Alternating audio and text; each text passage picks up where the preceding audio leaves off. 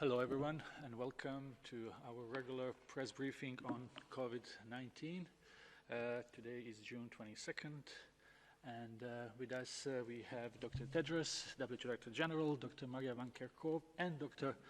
Mike Ryan. Before I give the floor to Dr. Tedros for his opening remarks, I would just like to remind journalists who are watching us on Zoom that you can listen this briefing in 6 UN languages, that's English, French, Spanish, Arabic, Russian, Chinese, but also in Portuguese and Hindi if you look on your tab under settings.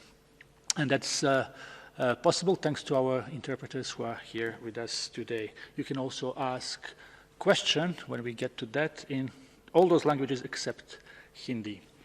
I'll give the floor now to Dr. Tedros for his opening remarks. Thank you, Tariq. Good morning, good afternoon, and good evening. It seems that almost every day we reach a new and grim record. Yesterday, more than 183,000 new cases of COVID were reported to WHO, easily the most in a single day so far. More than 8.8 million cases have now been reported to WHO, and more than 465,000 people have lost their lives. Some countries are continuing to see a rapid increase in cases and deaths. Some countries that have successfully suppressed transmission are now seeing an upswing in cases as they reopen their societies and economies. All countries are facing a delicate balance between protecting their people while minimizing the social and economic damage. It's not a choice between lives and livelihoods. Countries can do both. We urge countries to be careful and creative in finding solutions that people stay safe while getting on with their lives. We continue to urge all countries to double down on the fundamental public health measures that we know work. Finding and testing suspected cases works. Isolating and caring for the sick works. Tracing and quarantining contacts works. And protecting health workers works. At the same time, these measures can only be effective if each and every individual takes the measures that we also know work to protect themselves and others. Maintain physical distance, continue cleaning your hands, and wear a mask where appropriate. Just as we do the things that we know work to prevent the spread of the disease, we're also learning more about how to treat the sick. Although the data is still preliminary, the recent finding that the steroid dexamethasone has life-saving potential for critically ill COVID-19 patients gave us a much-needed reason to celebrate. The next challenge is to increase production and rapidly and equitably distribute dexamethasone worldwide, focusing on where it's needed most. Demand has already surged following the UK trial results showing dexamethasone's clear benefit. Fortunately, this is an inexpensive medicine, and there are many dexamethasone manufacturers worldwide who we're confident can accelerate production. Guided by solidarity, countries must work together to ensure supplies are prioritized for countries where there are large numbers of critically ill patients, and that supplies remain available to treat other diseases for which it is needed. Transparency and constant monitoring will be key to ensuring needs dictate supplies rather than means. It's also important to check that suppliers can guarantee quality as there is a high risk of substandard or falsified products entering the market.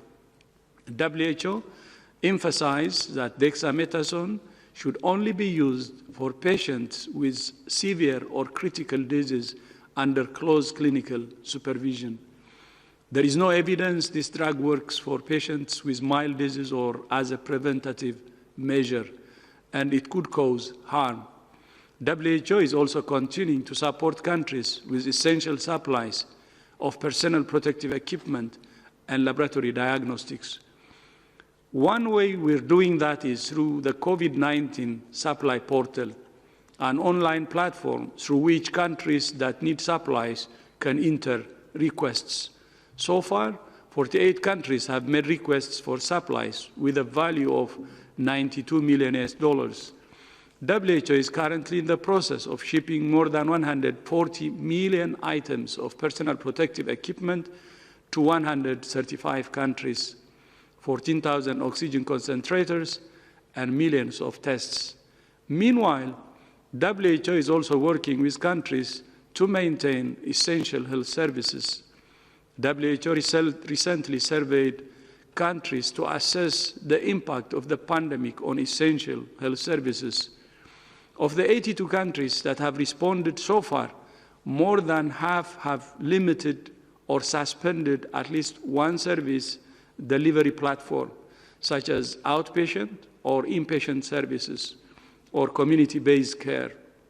Almost 3/4 of countries reported that dental and rehabilitation services have been partially or completely disrupted. Around 2/3 of countries reported disruptions to routine immunization, diagnosis, and treatment for non-communicable diseases and family planning and contraception. More than half of countries reported disruptions for mental health disorders, antenatal care, cancer diagnosis and treatment, and services for sick children. Countries are using a variety of strategies to deal with these disruptions, including triage, telemedicine, and redirecting patients to alternative health facilities. Still, the consequences of these disruptions will be felt for many years to come. The world is learning the hard way that health is not a luxury item. It's the cornerstone of security, stability, and prosperity. That's why it's essential that countries not only respond urgently to the pandemic, but also that they invest in strong health systems domestically and in global health security. Last year, world leaders came together at the United Nations General Assembly in New York to adopt a landmark political declaration on universal health coverage. No more than ever, all countries must make universal health coverage a priority. It's not a question of whether countries can afford to do this. It's a question of whether they can afford not to. I thank you. Many thanks, Dr. Tedros, for these opening remarks. We will now open the floor to questions, and we will try to have one question per journalist. So we will start with Sputnik, and we have Valentina online. Hi, thank you very much for taking my question. Do you hear me? We hear you very well. Thank you very much. I would like to ask WHO's position on an announcement made by the South Korean authorities that the country is experiencing now a second wave of the novel coronavirus infections in Seoul. Are there indeed indications of a second wave rather than a second peak within the first wave there? And should other countries, which were like South Korea, among those hit by the pandemic first, anticipate a second wave as well anytime soon? Thank you very much. So thank you for the question. I can start. Yes, I mean, there are many countries right now that which have had success in suppressing transmission and bringing human-to-human transmission down to a low level that are starting to see increase in cases.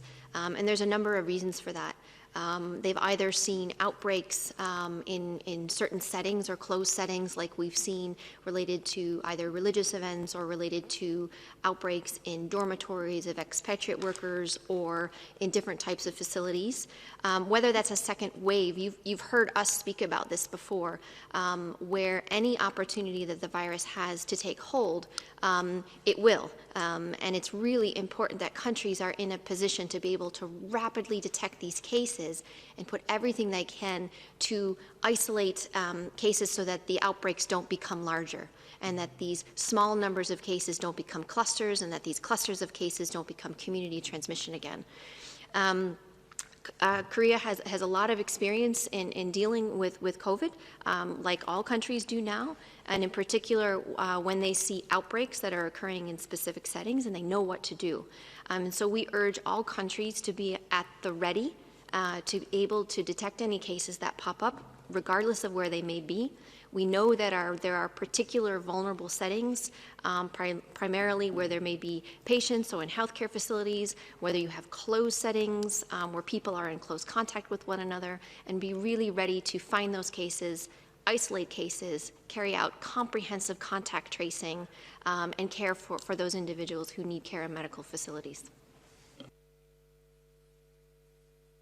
Yeah, and if I can supplement, certainly I'm not aware of an announcement by the Korean authorities on the subject that you mentioned, but I can note that there's only been a 3% overall increase in cases in Korea in the last week, and in fact I think only 3 deaths reported in the last week. But what is clear is there have been new clusters in multiple settings in Seoul. And the overall number of cases actually in South Korea is very, very stable, or actually dropping. These new clusters, obviously, they're linked to various settings, to clubs, to shelters, to amusement parks, and to particular settings in which transmission has been diagnosed.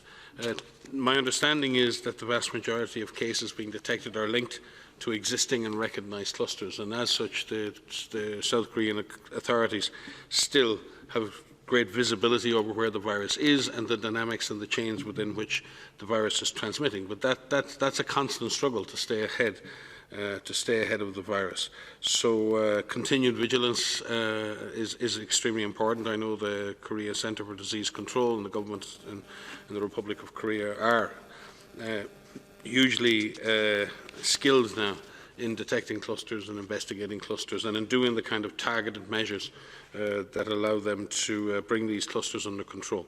But it is a challenge for all countries, and I think South Korea, with other countries, demonstrate that even when you get down to very low incidence, you still have to have a very strong public health surveillance system, and you still have to have a very capable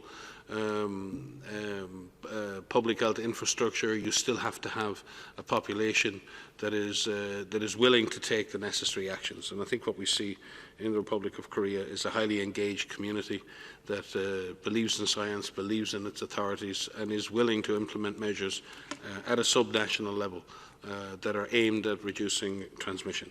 So from that perspective, I would say that Korea is still on track with its disease control efforts, but like all countries, there are always risks of any disease getting out of control.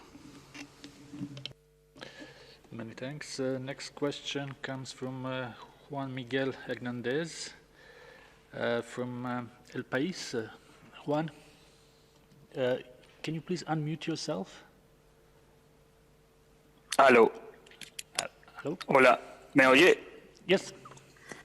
Quisiera preguntar sobre denuncias de los últimos días de personas en España que han dicho que tienen síntomas de coronavirus persistentes, tos, fiebre, dificultad para respirar durante los últimos 3 meses. ¿Cuál es la investigación o la percepción de la OMS en ese caso?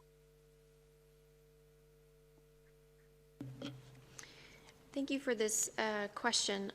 Yes, we're working through our clinical network and with clinicians who are dealing with patients infected with COVID-19 to understand not only how the patients are dealing with disease and what kind of disease they experience while in hospital, but after they recover and when they are released from hospital and they go home. We have guidelines around rehabilitation and follow-up of those who do recover. And we should say that we are seeing millions of people who are recovering from COVID-19, which is a very good sign.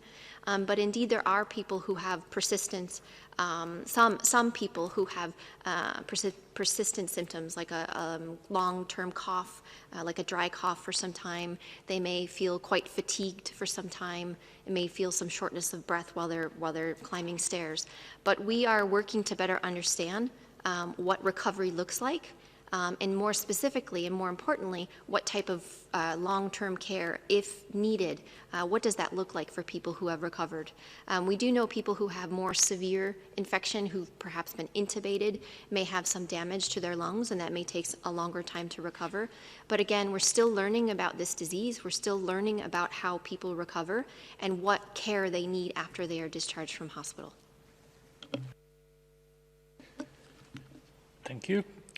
Next question coming from AFP, Nina Larsson. Hello, Nina. Hello, hi, can you hear me? Very well. Okay, thank you for taking my question. I wanted to ask, following the release of data from a National Health Institute study of wastewater in Italy last week, suggesting that the novel coronavirus was present in 2 large Italian cities in December.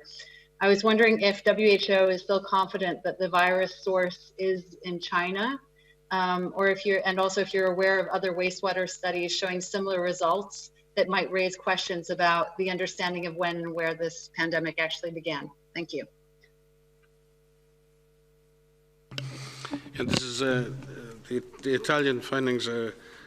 I think are very interesting. I don't believe that live virus was cultured, but I do believe it was related to RNA fragments. And it is always important that if RNA fragments are recovered from water that was collected in December, then clearly there is a chance that this virus was circulating in northern Italy, obviously before anyone had realized that it had been. Having said that, the documented importation of cases which temporarily, from a timing point of view, led to the explosion of cases. What's not clear is to what extent the presence of the virus or the potential presence of the virus in the environment before the known importation, in what way did that contribute to the amplification of disease at community level? So it's very important that these results are further pursued. I know there have been other wastewater or water-based studies. Maria may give you more details on those studies. But it is important. These are important findings, and it's very important that they're pursued. I don't think at this point it changes the hypothesis on disease origin per se, but we must remain open to any scientific findings that offer us clues as to the potential emergence and amplification of this disease in human populations. Maria? Yeah, only to very briefly add that the use of looking for the virus in wastewater, and as Mike has pointed out, this is looking for fragments of the virus, so RNA fragments of the virus, not live virus has not been isolated from wastewater. What we're looking at is in the context of surveillance for COVID-19, we know primarily we need to focus on looking for people who are infected with the virus, actively infected with the virus, because this is important for making sure that they have the right clinical care and that we follow their context, and so we could break chains of transmission. But in addition to that, we're looking at other ways, potential ways in which we can look to see if the virus is circulating. We've mentioned looking at the influenza-like illness and the severe acute respiratory illness, respiratory disease surveillance that exists in most countries to see if it's circulating in the community. Wastewater is another potential way in which we can look to see if the virus may be there. But again, that won't help you find individuals who are infected with this virus, which is so critical at looking at suppressing transmission, so finding those individuals. So that is something that is in our overall surveillance portfolio for COVID.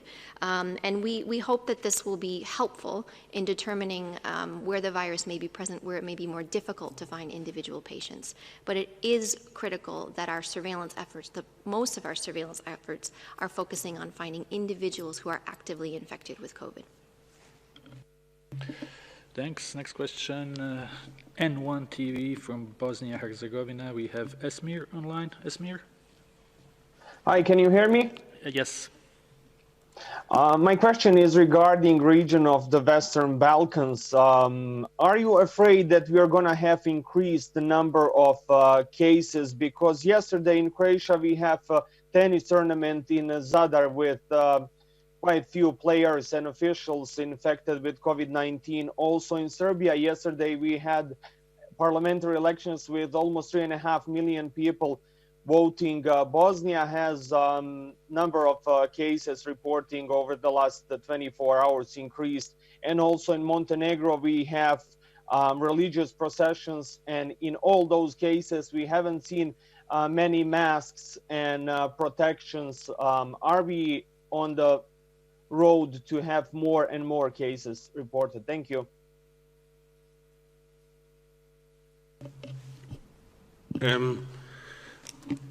From the perspective of the Western Balkans and also countries further to the south, certainly they have been in the main less affected than other countries in the European region early on in the epidemic. And some have been very successful in ensuring that the disease numbers have been kept low. But as we've said, in other countries in Asia, they've managed to get their numbers very low, and in countries that still have low numbers, there is always the chance of disease amplification, particularly in association with mass gatherings. We've seen that in some of the outbreaks in Europe and in other places where amplification events can occur, super spreading events can occur, and disease can explode very quickly. We've seen super spreading events in any number of different settings, mainly in closed indoor settings, both occupational, residential, and other settings. So there are always risks, and it's really important that the gains that have been made by countries in the Balkans that have avoided the worst of this disease, that they continue to sustain those efforts. And it is very important that the same measures are applied, that people are aware and are applying hygiene measures, that physical distance is being respected, even in the situations of low incidence, that people are wearing masks in the appropriate settings, and that organisers of mass gatherings are aware and managing the risks associated with those gatherings. All countries have specific recommendations related to the gatherings, the size of gatherings that can occur, and how those should occur and how risks should be managed. I can't specify for any individual country what those are, but organisers of gatherings, whatever those gatherings may be, should respect the advice of national authorities and try as best as possible to implement those. The measures that are being advised are very simple, they're very practical, and it's incumbent on all to apply them. And we do hope that the countries in the area that have had a great deal of success in keeping the numbers low will continue to do so if those measures are applied in a systematic way. Next question is for Sarah Newey from Telegraph. Sarah? Hi there, can you hear me? Yes. Brilliant. There's been reports that today that Africa is nearing 300,000 cases. I just wondered, I mean, how much do you think that's an underestimate? And do you think that Africa could be the next hotspot? We've seen it's obviously focused in Latin America and North America at the moment, but are you concerned that that might shift in the coming months? Yeah, that on? It is. Okay. Yeah, I think the situation in Africa is mixed, and I think Africa is a very large continent, both in the sub-Saharan sense and North Africa, which are in two different WHO regions. But you know, we've seen increases of disease in some countries in excess of 50% in the last week, and we've seen other countries with very, very stable numbers. But in general, the numbers are on the rise. In Africa, we've seen large increases in places like South Africa. We've seen increases in places like Benin, in Eritrea, in Ethiopia, in Burundi. What we haven't seen yet are large increases in the number of deaths. So Africa, at this point, is still avoiding the large proportion of deaths that have been associated with this disease in other continents. Now, there are important caveats here. Testing is not as frequent in Africa, so there clearly could be underreporting of cases. Hospitals do not appear in most countries to be overwhelmed, but in certain countries, like in Nigeria and in heavily populated areas like Lagos, hospitals have come under significant pressure. So I would say the situation in Africa in general is very mixed. It very much depends on the context in which people are living. Larger cities seem to be more affected. We've seen outbreaks in refugee camps. We've seen, as I said, increases in cases in a number of different settings. Will Africa be the next epicenter for this pandemic? I certainly hope not, because the health systems in Africa in general are weaker than in other parts of the world. Populations, while they have the benefit of an age profile that's much younger, there are many people with underlying conditions. There are many, many vulnerable people. And we need to try and keep these numbers as low as possible, while at the same time making sure that the lives and livelihoods are protected. And this is a constant challenge. So there is no room for complacency on the African continent.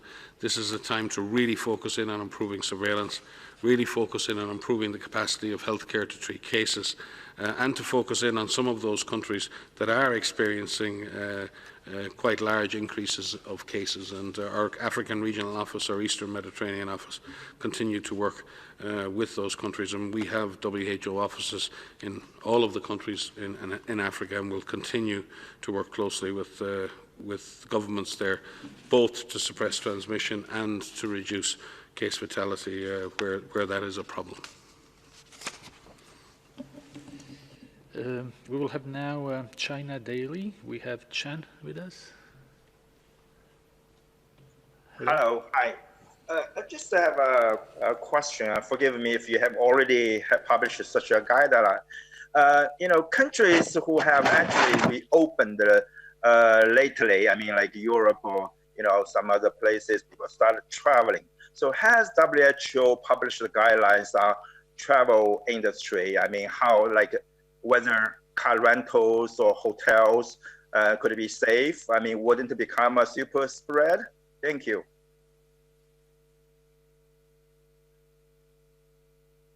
I can start, and maybe Mike would like to supplement. Yes, I mean, we are working very closely with the travel and tourism industry to support them in the process of opening up and the process of having travel that's safe, and making sure that we reduce the risk of transmission within facilities related to travel. So we do have a series of documents out on guidance around hotels. We're working with the airline industry to look at the safe resumption of flights, and we will have more guidance coming out in the coming days on this to be able to support the safe reopening. But it is important that while people travel through the whole process of travel, leaving their home to where they reach their destination, that is done in a safe manner. And not only is it important for the industry and the airlines and the hotels to be able to offer safe experiences, we need individuals to also play their role. And for example, the DG highlighted this in his speech today. It's important that everyone at an individual level know what they can do to protect themselves, to protect their families, to protect their communities from infection and from onward transmission. And this includes the basics. It includes all of the basics of physical distancing of at least 1 meter, making sure you practice respiratory etiquette, that you wear a mask when you need to wear a mask in situations where you can't do physical distancing and where there's transmission, making sure that you practice hand hygiene.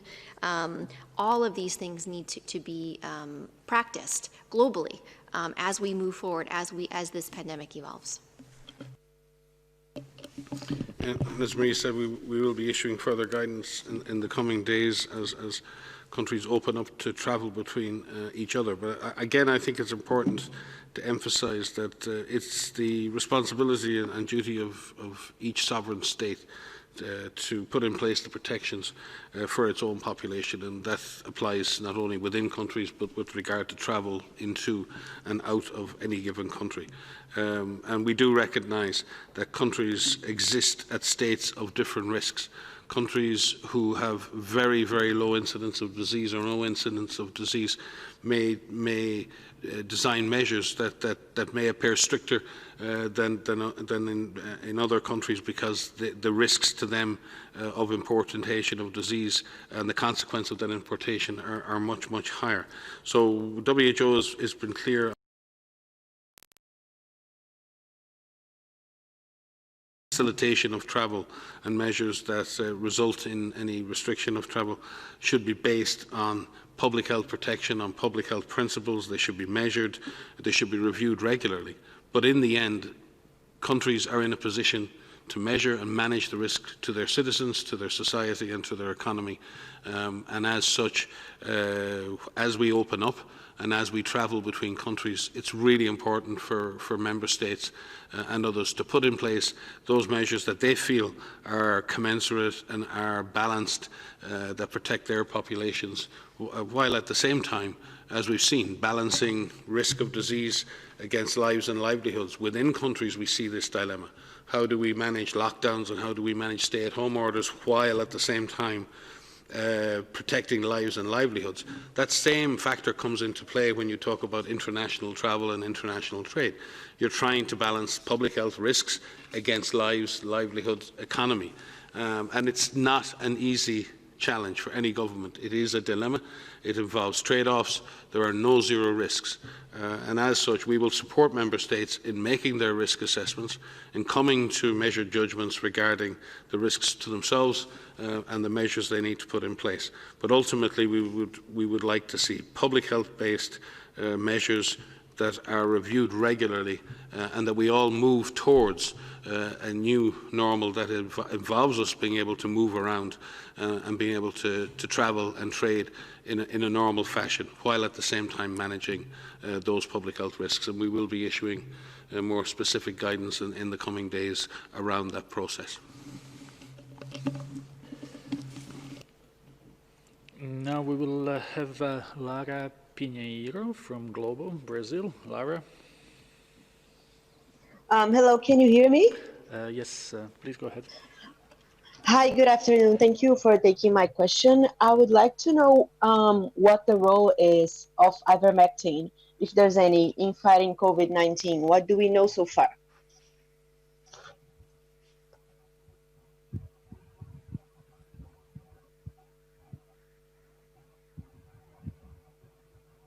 I think we had this question some time ago. We'll have to get back to you on the details. I mean, there are many, many molecules and older drugs that have been tested as either prophylaxis or as treatment. We'll have to get back to you on whether or not there are any ongoing trials using ivermectin. We'll probably get back to you before the end of the press conference. We just need to check that we give you the right information. Okay, Lara, stay in touch. We will provide that. We will now hear from Reid Wilson from The Hill. Reid? Sorry about that. Can you comment on the rising number of cases in the United States, particularly in southern states? What do you make of the rise in both positivity rates and cases among younger people?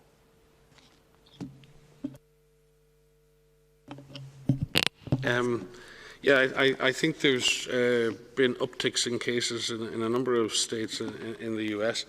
I'm not 100% sure about the age profile, but I've seen the reports that some of this is amongst younger people. That may reflect the fact that younger people are more mobile and are getting out and taking advantage of the reduction in the restrictions of movement. And this is something that WHO has spoken about many times. Many countries have experienced clusters of disease or upticks in the aftermath of reducing stay-at-home orders or allowing population mobility to happen.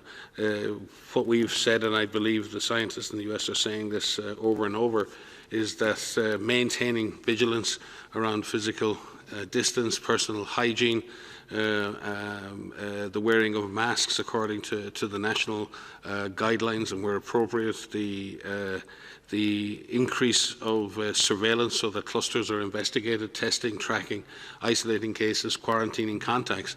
This is what needs to continue. And I believe that is happening in many countries and in many states in the United States. So I think it's for at the federal level, I'm sure our colleagues there are looking at this and what the implications of this are, state by state. Each state is unique, and I'm sure each state is looking at the implications of this for their population. What is clear is that the increase is not entirely explained through just increased testing. There's some evidence of increasing hospitalizations, but this was always a possibility when restrictions are lifted, and again has happened in many countries.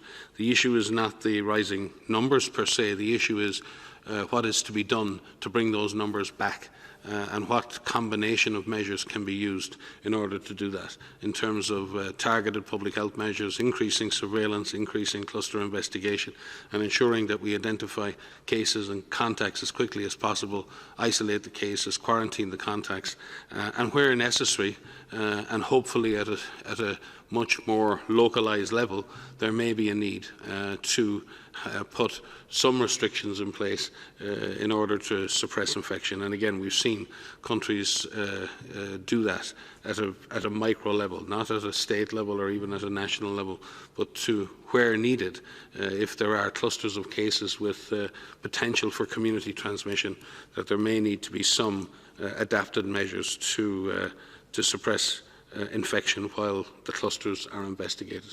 Yeah. We will now go to Carlo Martuscelli, if I pronounce well, from Politico. Carlo, can you hear us? Yes, can you hear me? Yes. Yes, thank you for taking my question. This is regarding the outbreak in Germany at the meat packaging plant.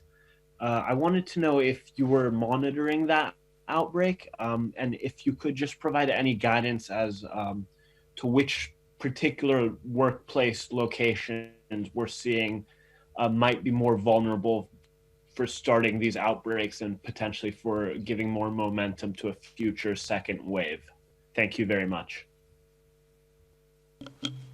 Thank you for the question. Yes, indeed, we are following this outbreak in this meatpacking plant in Germany, as well as a number of outbreaks and clusters that are happening in food processing plants across a number of countries. What I can say is that we need to know more to really better understand why these clusters are happening, why these outbreaks are happening, so that we can learn how to stop them.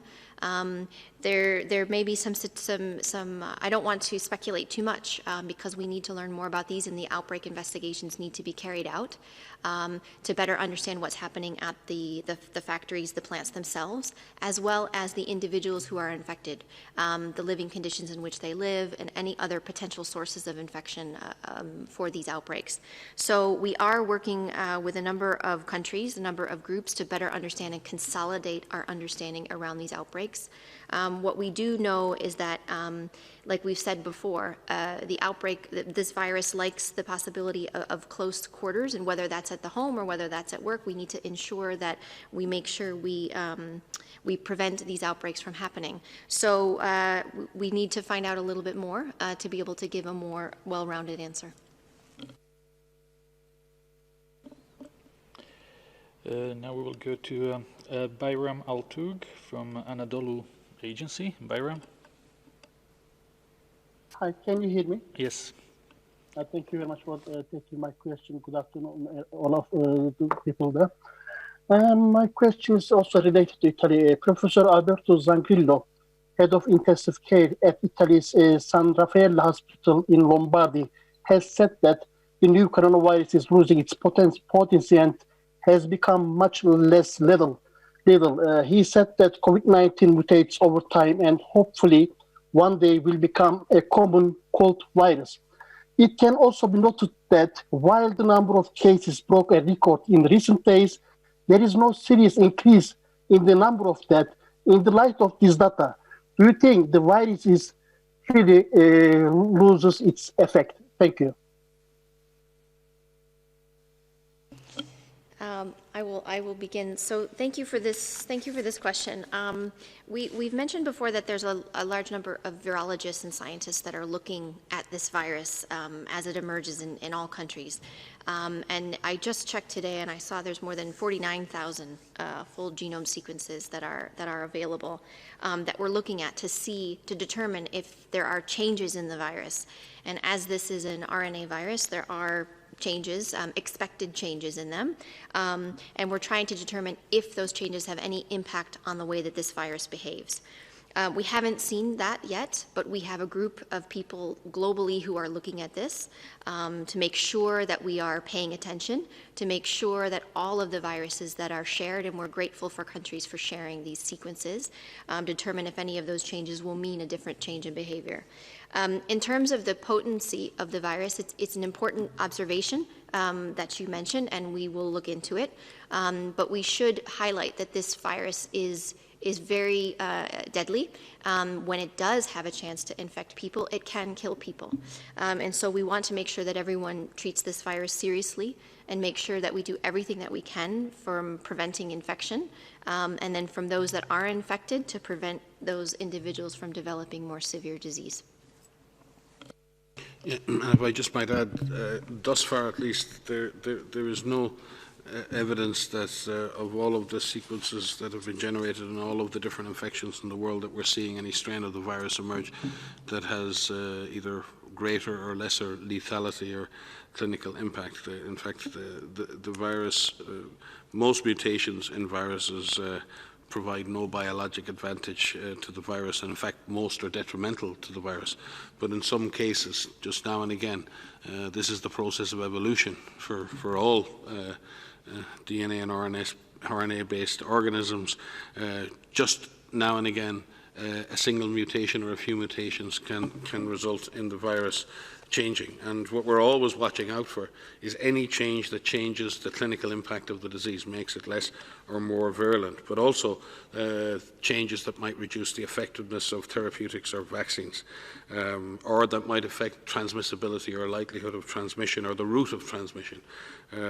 Or, in this case too, changes to the virus can reduce the effectiveness of our testing, because our tests are based on recognizing very often the genetic sequence of the virus. So we constantly monitoring the genetic sequences because it can affect diagnosis, it can affect treatment, it can affect vaccines, and it can affect the clinical impact of the disease and the patterns of spread. So because of that, we maintain very strong vigilance with the network of virologists and others around the world. In fact, I think within the laboratory working group there is, Maria and the team have put together a very specific group of virologists and genetic experts who are constantly reviewing the sequences and looking out for exactly those signals that you mentioned.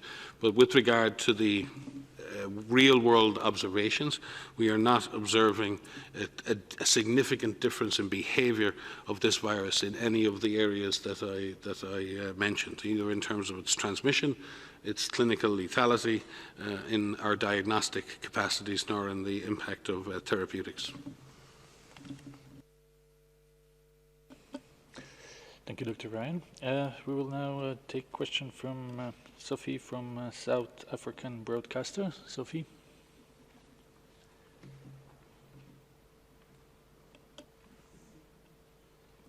Sophie, can you unmute yourself, please? Is around yesterday, the announcement that the WHO recorded a highest number yesterday around the world. I just want to find out, if you were to attribute this to something, what would be the reason for these high numbers that were reported yesterday? And also perhaps which countries contributed to this high number? I can begin. The DG or Maria may wish to add. Certainly the numbers are increasing because the epidemic is developing in a number of populous countries at the same time and across the whole world. So from that perspective, a large number of countries are contributing to that overall increase. Some of that increase may be attributed to increased testing. Countries are testing more, and certainly countries like India are testing more. But we do not believe that this is a testing phenomenon. Clearly, when you look at hospital admissions are also rising in a number of countries, deaths are also rising, and they're not due to increased testing per se. So there definitely is a shift in the sense that the virus is now very well established at a global level. It has reached some of the most populous countries in the world, some of the most populated areas of the world. And because the epidemic is now peaking or moving towards a peak in a number of large countries at the same time, you're seeing that impact on the number of cases. Now, in Europe, in Western Europe, you're seeing the curves decrease. In Southeast Asia, you're seeing the curves decrease. And then the overall numbers increase, which clearly means the Americas are contributing, South Asia is contributing very much, but also there are countries in the Middle East and there are countries in Africa that are also contributing to that overall increase. So the situation is definitely accelerating in a number of countries with larger populations, and that is most certainly contributing to this overall increased number. Maria? Yeah, only to add, if you want some specifics on the case reports every day, we do have a dashboard that's online where you can look and see the actual numbers of cases and deaths that are reported, and you can break that down by countries. So you can get by regions and by countries. So that can give you some granularity if you want to see where are those actual numbers coming from. And it's on our main WHO website. Okay, we have time for a couple of more questions. Ana Pinto from Folha de Sao Paulo. Ana? Yes, thank you, Tariq. Dr. Ryan, last week you said there were signs that COVID was stabilizing in Brazil. I would like to ask if you could elaborate a little more on which are those signs and what the trend is now, if the signs are still pointing to stabilization in Brazil. Thank you very much. Well, I think, as you know, Brazil has surpassed 1 million cases and just reported a record, I think, 54,000 cases in our last 24-hour reporting period. Some of that may reflect changes in reporting, as there was a lag in the change in the systems reporting, I believe, from the state level. So some of that is potentially architectural. But if you look at the number of cases over the month of June, they've remained relatively stable. What you see is a kind of a stable weekly pattern, a decrease at the weekends. And it's not that the disease decreases, reporting changes, but there certainly has been a spike in cases in the last 24 hours. And again, we're looking into how much of that is artifactual or related to reporting and how many days that reflects going back over the last week. Because on Wednesday, Thursday of last week, the number of confirmations from Brazil was actually below average. And now we have a very much an increased number, which may reflect it's above average. So we're looking into that with our colleagues at the Pan American Health Organization, our regional office for the Americas. The states with the highest number of cases are still Sao Paulo, Rio de Janeiro, Ceará, Pará, and Maranhão. And the number of cases at Sao Paulo are approaching 212 million, 212,000, I'm sorry. But there still is relatively low tests per population, and the positivity rates for testing are still quite high. If you look overall, in epidemiologic week 17, I believe the positivity rate was 31% for Brazil. So that generally means that there are probably more cases out there than are being reported. What we tend to see is that positivity rate dropping, usually down to 5% or less in countries that are detecting all of their cases and that are in effect over-testing. So from that perspective, we would would say that this trend or these large number of cases are not reflective of exhaustive testing, but as I said, probably underestimate the actual numbers of cases. So while the overall pattern of disease in Brazil, as I said last week, is overall flat, the number in the last 24 hours needs to be examined carefully, but also we need to look at the fact that, as I said, up to nearly 1/3 of all tests are positive, which does indicate that there is under-detection or under-reporting of cases overall. If I could just add to that, it's not specifically about Brazil, but when we look at any case numbers in any country, it's really important that we break this down to the lowest administrative level as we can. The virus doesn't take hold evenly across all countries. There may be differences in intensity of transmission by a state or a province, but then even more importantly, it's to break that down even further. Where is transmission happening? Is it happening in healthcare facilities? Is it happening in these expat dormitories that I mentioned previously? Is it related to specific events? Is it in certain vulnerable populations like long-term living facilities? We need to break down the cases to an understanding so that we know how to tackle it. And when we look at the national level, it's very important to have that national number, and Mike has outlined some of the reasons we may see some differences, but we need to break it down and understand where transmission is occurring, because this will help us control it. You've heard us talk before about these 4 C's, where we go from no cases to sporadic cases, clusters of cases, and community transmission. And what we're aiming to do with the testing and isolating and caring for cases and contact tracing is to bring transmission down from community transmission to clusters. And once we understand where those clusters out, to bring those under control and move that back down. And so as much as we can, and this may be very difficult, especially in countries that are experiencing community transmission, is to really break down our understanding to the lowest administrative level as we can, and use our resources where they need to be used most intensely based on that epidemiology. And if I could add, Tariq, because I answered the question directly in relation to Brazil. I don't want anyone to get an impression that I've singled out Brazil. If we look at Latin America in general, Brazil, if you count those numbers, the increase in numbers reported yesterday has about a 25% increase overall in the week. But if we look around the region, Chile has had a 41% increase in cases in the same time. Argentina has a 38% increase, Colombia a 35% increase, Panama 26%. Bolivia 33%, Guatemala 39%, Honduras 38%, French Guiana 86%, Costa Rica 28%, El Salvador 24%, Haiti 26%, and Venezuela 25%. So what we're seeing is still in Latin America is an evolving epidemic in the region that's affecting all countries. And certainly Brazil, as the most populous country, is deeply affected, but it's amongst many others. And we've also seen worrying increases in deaths in the same period in some of those countries. So from that perspective, I think it's important to see Brazil in its regional and in the global context. Just to be sure that people don't misinterpret that in responding to a question specifically on Brazil, that we're not conscious of the regional or global context and the place that Brazil sits within that. Many thanks.